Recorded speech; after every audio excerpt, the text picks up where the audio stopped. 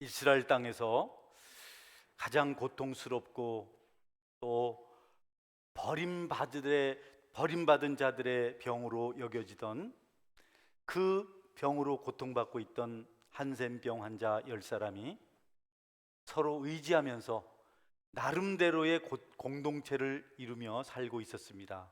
여러분, 이 한센병은 이스라엘 당시에 절대로 사람들에게 있어서는 안 될 가장 나쁜 것으로 인식되고 있었습니다.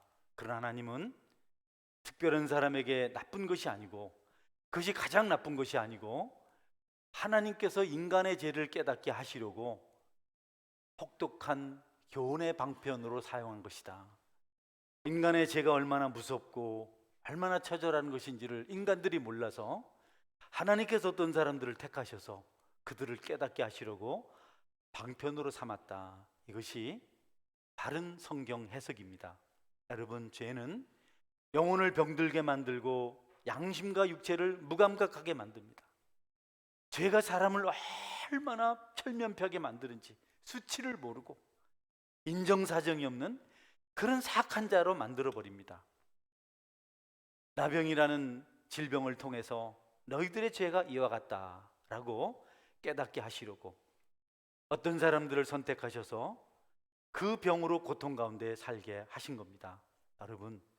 여러분들은 그 질병을 고쳐주신 주님을 오늘 본문을 통해서 만나시고 여러분의 죄도 용서받는 은혜가 있기를 주의 이름으로 축원합니다. 아픈 사람을 보면서 죄에 대한 경각심과 깨달음을 얻어야 됩니다. 너무 아플 때 이 모든 게 죄로부터 온 것이고 내 죄가 육체가 아닌 내 영혼을 죽이겠구나 하는 것을 알고 반드시 죄로부터 여러분 자신을 구별해야 됩니다. 육체가 병들어서 몸이 아픈 것은 괜찮아요. 믿고 천국 갑니다. 할렐루야. 영혼이 병들어서 우리가 영혼이 죽으면 우리가 지옥을 가요. 육체는 아무것도 문제가 아닙니다. 여기서는 실패자다, 성공자다, 이긴 자다, 패배자다 이렇게 말하는데 여기서 있는 일입니다. 여러분 믿으면 천국에서 영원한 삶을 살 수 있습니다. 그러므로 여러분의 영혼을 망치게 하는 죄 문제는 어떤 일이 있어도 여러분이 해결해야 하는데 그것은 노력이나 자격이나 공로로 되는 것이 아니고 예수님을 믿을 때만 가능합니다. 거기 10명의 환자들을 한 번에 고치신 그분께서 우리에게 주시는 메시지는 내가 너희들의 죄를 단번에 용서해 줄 수 있다라고 말씀하신 겁니다. 세상의 죄인들은 10명이 아닙니다. 10,000,000명이 아닙니다. 수십억입니다. 이 땅에는 모든 사람이 죄인입니다. 죄인 아닌 사람 아무도 없습니다. 죄인이 죄인을 인도하면 둘 다 지옥 갑니다. 여러분, 우리의 소망은 예수님밖에 없습니다. 고통받는 10사람을 고치신 주님, 그분은 단 한 명만 고치지 않으셨어요. 단 한 명만 고쳐도 엄청난 기적이요. 오고 오는 세대에 불치병 고침 받았다. 병원에서 안 된다고 했는데 하나님께서 기적으로 고치셨다. 한 명이라도 충분히 우리의 간증이 될 수 있죠. 그런데 주님께서 단번에 10사람을 고치셨습니다. 그리고 제사장에 가서 내 몸을 보이라. 그들은 아직 여전히 병이 있어요. 여전히 몸에 상흔이 있어요. 예수님께서 너희들의 몸을 제사장에서 가서 보이라. 아니 지금 아직 아픈데요. 아직 상처가 있는데요. 그렇게 하는 사람 없었습니다. 아직 그대로 상처가 있었지만 믿고 달려갔습니다. 가는 동안 그들은 자신들에게서 새살이 돋고 어린애같이 피부가 깨끗해진 것을 볼 수가 있었습니다. 탄생의 기쁨을, 감격을 경험한 것입니다. 여러분, 그런데요, 그 치료받은 사람들이 그 고침을 그들에게 주신, 치료해 주신 예수님께 돌아와서 감사하면 너무 놀라운 일, 그리고 그것은 당연한 일일 텐데 그렇게 하질 않았습니다. 어때요? 그 불치병을 고침받았으면 감사해야 되는 것이 정상이잖아요. 당연하잖아요. 근데 그들이 그렇게 하지 않았어요. 9명은 그냥 감사하지 않고 그냥 제사장으로 달려갔습니다. 그리고 한 사람만 가던 길을 돌이켜서 예수님께 찾아와서 그 발 앞에 무릎을 꿇고 고쳐줘서 감사합니다 라고 이렇게 감사를 표시했습니다. 사마리아 사람인데요, 그는 소외당한 사람이었는데요, 그는 자신의 불행 때문에, 그 병 때문에 안타깝게도 감사를 모르는 사람들과 함께 지냈습니다.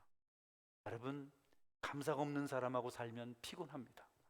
늘 달라고만 하고 원망만 하고 요구만 하는 사람하고 사는 건 엄청 힘듭니다.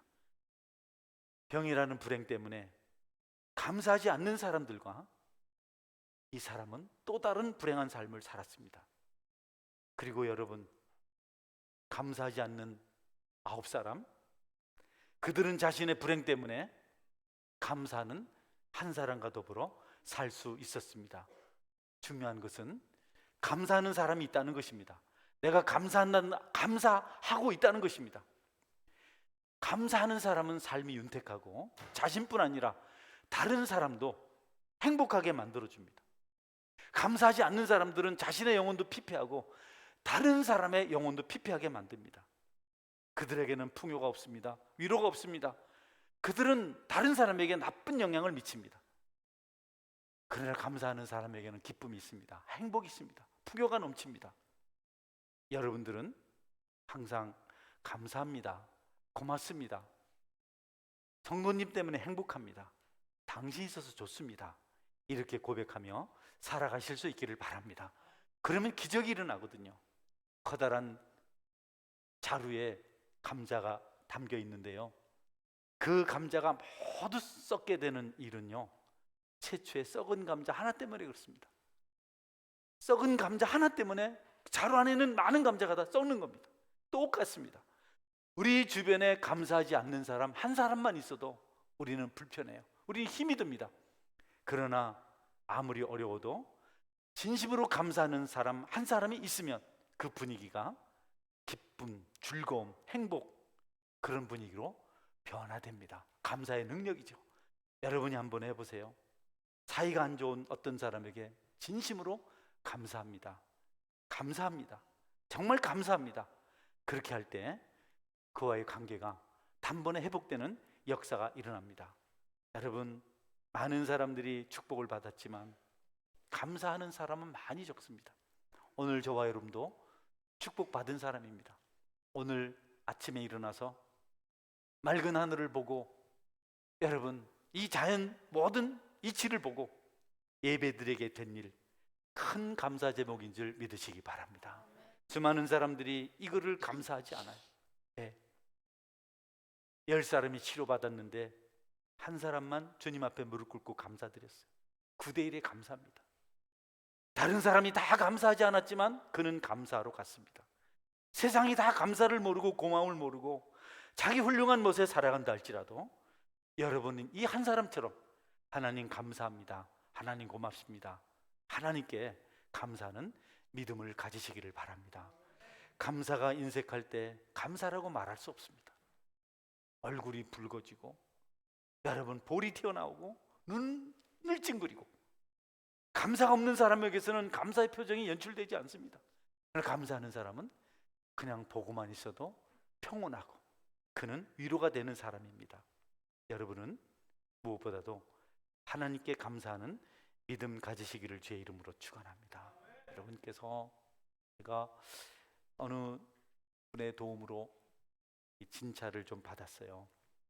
그런데 MRI 사진에 유소견이 나왔어요. 그래서 저희 아내가 자세히 봐줬어요. 목사님, 이거 좀 빨리 해야 될 것 같아요. 위급해요. 그래서 제가 잘 아는 의사 선생님을 찾아갔어요. 그 선생님이 판독을 하더니, 아니, 좀 조심하라는 거지 뭐 위급하지는 않습니다. 너무 쉽게 말씀을 하시더라고요. 난 너무 좋아가지고 그분 앞에 감사합니다, 감사합니다. 오늘 설교를 준비하다가 하나님께 감사 안 하고 내가 너무 의사 선생님한테 감사를 많이 했다, 이런 생각했어요. 여러분, 하나님께 감사하시기를 주의 이름으로 축원합니다. 항상 하나님께 감사하셔야 돼요. 그래 하나님께서 감사를 들으시고 축복해 주십니다. 사람들은 하나님 앞에 감사하지 않고 많은 종교적 활동을 열심히 하는 것이 감사라고 생각해요. 아닙니다, 여러분. 열심히 봉사하는 것이, 열심히 어떤 일을 하는 것이 감사하는 삶이 아닙니다. 감사는 감사하다고 여러분의 입술로 고백해야 됩니다. 할렐루야. 반드시 해야 됩니다. 막 봉사 열심히 하면서 여러분 감사한다고 스스로 오해하지 마세요. 마르다라는 사람이 얼마나 열심히 일을 했는지 모릅니다. 예수님 맛있는 음식 만들어 주려고 얼마나 열심히 일했는지 모릅니다. 근데 그는 결국 그 일 때문에 불평했습니다. 원망했습니다. 자기 만족을 위해서 열심을 내서 봉사하다가 시험에 들었어요. 여러분이 많은 일이 감사라고 착각하지 않길 바랍니다. 마리아는 어떻습니까?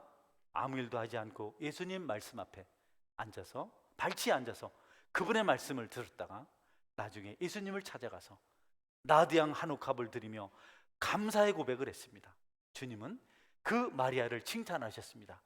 마르다는 책망하셨지만 주님 앞에 와서 감사하며 헌신한 마리아를 칭찬하셨습니다.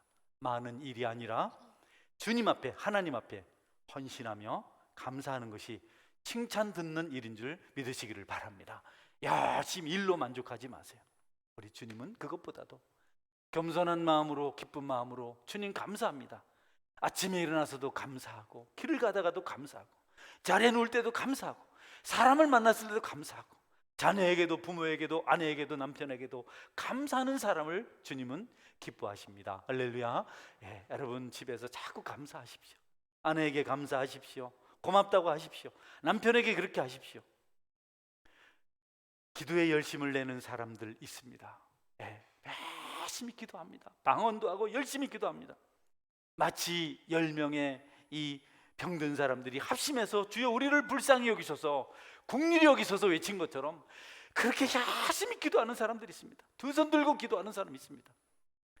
그런데 그들이 감사하는 사람이 아니었습니다.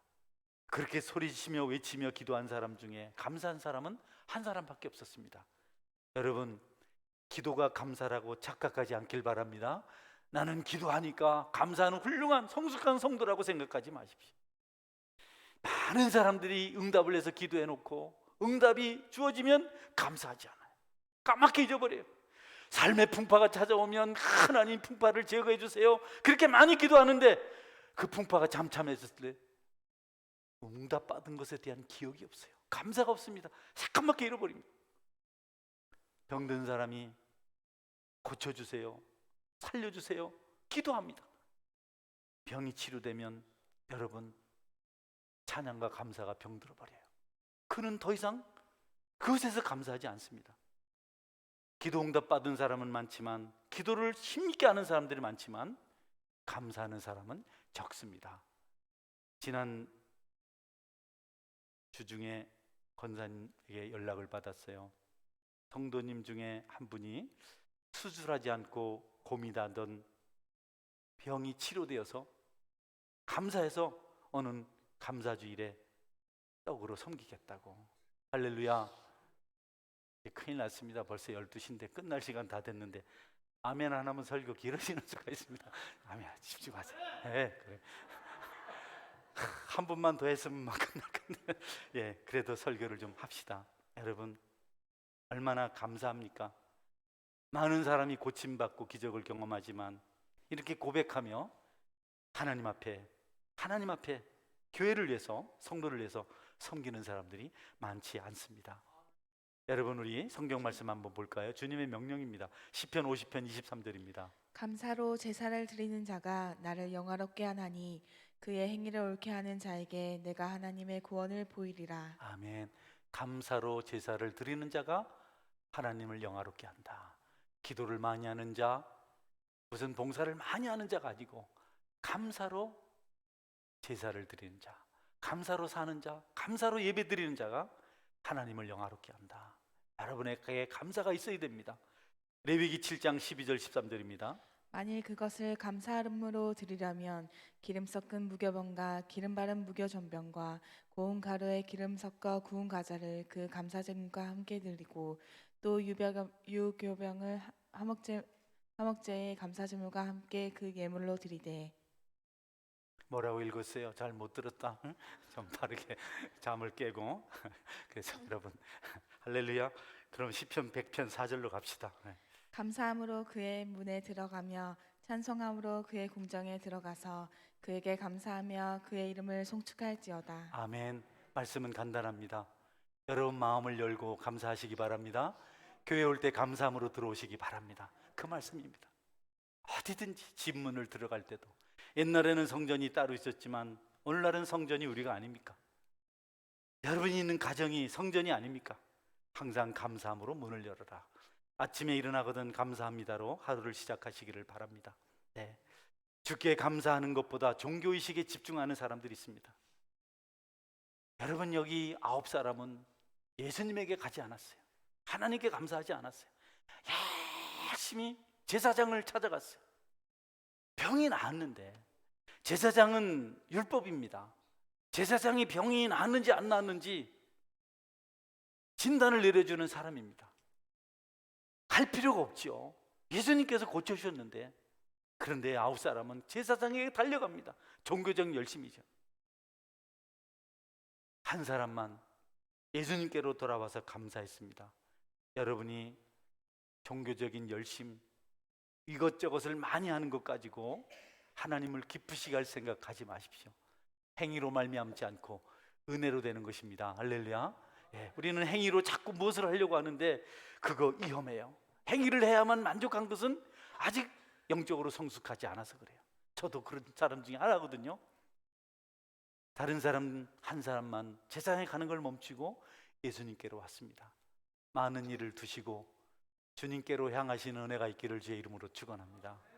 제가 지난주에 세미나 갔더니 모든 강사분들이 그렇게 해요. 목사님 여러분, 예수님을 만나세요. 설교를 하려고 하지 말고 예수님을 전하세요. 설교 준비한다고 애쓰지 말고 예수님을 여러분들이 만나면, 그 만난 예수님을 전하면 성도들은 은혜를 받고 교회를 떠나지 않습니다. 꼭 예수님을 전하시기를 바랍니다.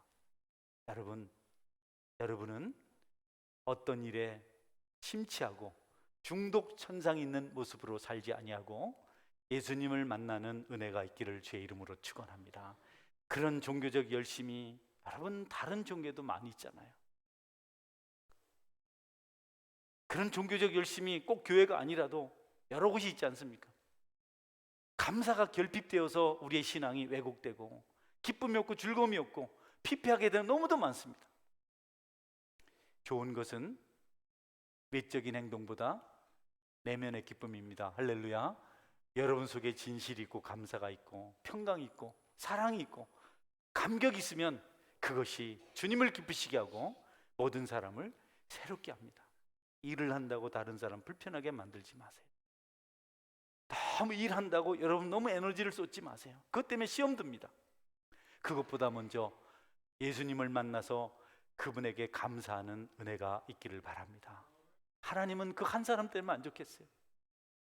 어떤 사람들은 감사보다 믿음을 말하는 사람들이 있습니다. 믿음이야, 믿음. 그래서 그들은 좀 경직돼 있습니다. 여기 10사람이 다 믿었어요. 제사장에게 가서 너희 몸을 보여라 이렇게 하셨거든요. 너희 병이 고침받았다, 너희가 이제 깨끗하게 나았다, 질병이 떠나갈지어다 이렇게 선포하지 않았어요. 그냥 제사장에게 내 몸을 보이라. 아직 여전히 병이 있는데 그들이 믿음으로 달려갔습니다. 여러분, 끝까지 그 믿음으로 달려갔지만 주님은 그 길이 아닌 감사하러 온 그에게 오늘 너에게 구원이 맺다라고 구원을 선포하셨습니다. 감사하는 자에게, 그에게 내가 오늘 구원받았다라고 말씀하셨습니다. 치료를 선포하지 않으셨습니다. 그분은 그냥 제사장에 가라고 말씀하셨는데 여기 있는 사람들은 그냥 믿음이 좋아서 믿음으로 끝을 내버렸어요. 내가 제사장에 가기만 하면 된다. 그런데 주님은요, 그들이 아닌 감사하는 자에게 구원의 은총을 베푸셨습니다. 할렐루야. 감사하는 마음이 없는데 어떻게 여러분 주님께서 구원하겠어요? 원망, 불평, 짜증. 그런데 어떻게 기쁨이 있겠어요? 어떻게 응답이 있겠어요? 신령한 일을 위한 믿음이 있다 할지라도 감사가 없으면 여러분은 신앙의 꽃과 열매를 맺지 못합니다. 할렐루야. 절대 열매를 못 맺습니다. 어쩌면 인생 끝자락에서 국화꽃처럼 찬소리가 내릴 때 꽃을 피워야 될지도 모르겠습니다. 겨울이 끝나고 봄에 피는 수선화가 아름답습니다. 할렐루야. 향기롭습니다. 여러분은 그 신앙이 갈멜산의 엘리야와 같을지라도, 야복 강가의 야곱과 같을지라도, 마리아의 찬양이라든지 미람의 찬양은 감사가 없으면 부를 수가 없습니다. 감사가 없는데 무슨 찬양이 나옵니까? 무슨 목소리가 터집니까?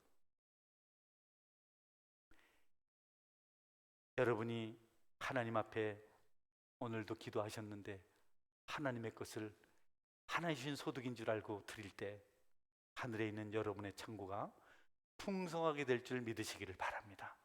마지못해서 하지 마세요. 많든 적든 감사로 하세요. 하나님은 살아계시고 하나님 나라는 있습니다. 오늘도 많은 분들이 감사 물질을 드렸는데 이 감사 물질이 여러분의 창고를 채우는 미랄이 된 줄 믿습니다. 할렐루야. 무슨 일을 하든지 다 감사함으로 해야 됩니다. 우리 주님은 독생자를 우리를 위해서 십자가에 속죄물로 내주셨어요. 하나밖에 없는 아들을 우리를 위해서 희생시키셨어요. 여러분은 그 사랑을 아시나요? 그 감격을 아십니까? 만약에 그 사랑, 그 아버지의 마음을, 하나님의 마음을 안다면 우리는 감사하지 않고는, 찬양하지 않고는 살 수가 없습니다. 내가 무엇이 간데 나를 위해서 아들을 주셨습니까? 저는 값진 선물을 받으며 삽니다. 목사라서 무엇을 생산할 수 있는 능력은 없습니다. 저는 돈벌이를 하지 않습니다. 교회의 사랑과 성도들의 사랑과 하나님의 사랑으로 살아갑니다.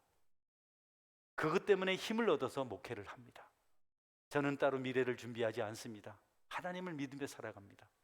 저는 십자가를 믿습니다. 성도 여러분, 예수님을 믿으면 먹지 않아도 배부르고 마시지 않아도 목마르지 않습니다. 할렐루야. 네. 그러나 예수님을 안 믿으면 아무리 먹어도 배가 고프고, 하나님을 거역하면 아무리 마셔도 목이 말라서 나중에는 술까지 마셔버리고, 만족을 채워보려고 온 거리를 배회하고, 해서는 안 될 어둠의 일들을, 은밀한 일들을 거침없이 하고, 그래도 목마르고, 그래도 줄이고, 그래도 불편스럽고, 예수님 독생자, 그 아들을 보내신 하나님, 그분께 감사하면 목마르지 않으며 줄이지 않습니다. 할렐루야. 그 영적 비밀입니다. 예. 마지막 예화 하나 말씀드리고 오늘 설교를 마치겠습니다. 예. 어릴 때 이야기입니다. 초등학교 2학년 때 이야기죠. 초등학교 1학년 때는 소풍을 잘 몰랐습니다. 근데 1년 지나니까 소풍이 뭔지 알겠더라고요. 어느 봄날 소풍 간다고 학교에서 얘기해 줬어요. 아, 그날이 기다려졌습니다. 소풍 간다고. 내가 소풍 간다고. 저희는 가족이 많잖아요. 말씀드렸듯이 구남매가 살았잖아요. 그러니까 항상 초등학교에 3명이 다녔습니다. 큰 형님 졸업하면 그 다음 형님 들어가고, 이렇게 해서 저도 3명이 같이 다녔는데요. 소풍 가는 일찍 일어났습니다. 어머니가 뭘 준비하실지 기대가 됐어요. 자, 정말 뭘 하실까? 어머니가 시간이 다 돼도 도시락을 안 싸는 거예요. 빨리 가야 되는데. 그래서 우리 삼형제가 큐 형님들은 멀리서 보고 나는 부엌이 문 앞에 있는데 도시락을 싸더라고요. 너무 궁금해서 도시락 뭘 싸나 가니까 꽁보리밥을 싸고 있는 겁니다. 새카만 꽁보리밥.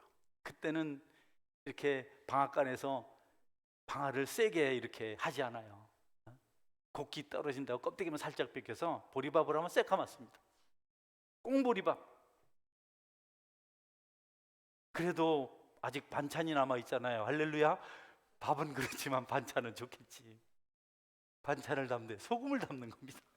아이고, 내가 뭐 바로 울었습니다. 나 소풍 안 가. 그래가지고 뭐 난리가 났습니다. 그냥 울어댔는데요. 어머니가 달걀입니다. 남영아, 여기 참기름 넣어줄게. 참기름 안 먹어. 많이 줄게. 안 먹어. 그래서 뭐 소풍은 다 끝났습니다. 내가 하도 죄송합니다. 하도 지랄하니까 형님들은 막 놀래가지고 가만히 있는 겁니다. 어머니가 10원짜리를 주면서 이거 가져. 나 10원짜리 안 해. 그러고 말지 마. 건빵 한 봉인데 10원짜리. 응?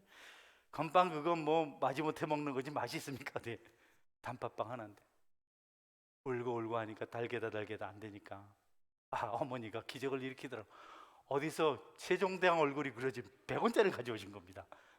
여러분 100원짜리 그때 당시에 그 옆에 광산에 가서 이 여자분들이 한 달 일하면 150원 한 달 월급을 받았어요. 100원은 엄청난 겁니다. 네. 그 울음이 저절로 끝이더라고. 울음이 저절로. 너무 신이 났어요, 갑자기. 도시락은 그렇지만 형님이 100원을 가지고 있으니까 너무 기분 좋게 뛰었다가 걸었다가 점심시간이 됐습니다. 우리 형제는 저 구석에 가서 셋이서 깡보리밥을 소금 반찬으로 먹었습니다. 후딱 해치웠습니다. 빨리. 형님이 10원을 주면서 이 새끼 가서 뭐 사 먹어 이래더라고. 우리는 기본이 새끼입니다. 그냥 이 새끼 저 새끼. 말 10마디 하면 7마디가 욕이었어요. 나는 그걸 가지고 가서 단팥빵을 하나 샀어요. 그리고 가지고 와서 형님과 나눠 먹었어요. 100원이 있으니까. 그래서 그날 참 소풍을 잘 마쳤는데 형님들은 끝끝내 100원을 쓰지 않았습니다. 그리고 어머니에게 가져다 드렸어요. 여러분, 제가 왜 이런 말씀을 드리냐면 그 100원 하나가, 그 어머니의 그 배려가 저는 좋았습니다. 난 100원을 뭐 쓸지도 모르고 형님들 쓰지 않았지만 그렇게 고맙더라고. 소풍 간다고 알아주신 어머니. 나는 왜 어머니가 늦게 도시락을 싼 줄 알았어요. 이 설교 준비하면서. 왜 그렇게 망설였을까? 아이들에게 보리밥 도시락을 싸주기가 어머니도 힘들었던 것 같아요.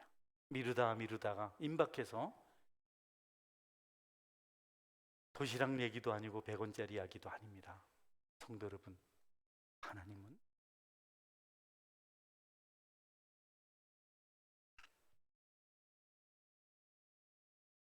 하나밖에 없는 독생자를 주셨습니다. 그런데 우리는 감사가 없습니다. 그 놀라운 기적을 경험하고도 우리는 기쁨이 없습니다. 앞에도 말씀드렸지만 그 예수님이 풍성하다면, 그 예수님으로 만족하다면 우리가 무엇이 부족하고 무엇이 원망스럽겠습니까? 온 우주 만물의 주인이신 분, 천지를 창조하신 그분이 우리와 함께 하시는데 우리는 그 일을 확인하지 못해요. 확인하지 않아요. 왠줄 압니까? 감사가 없어서 그렇습니다. 감사하지 않으면 문이 열리지 않습니다. 감사는 우리의 모든 문을 엽니다. 감사는 하나님을 영화롭게 하고 세상을 살기 좋게 만듭니다. 서로 감사해 보십시오. 서로 기뻐해 보십시오.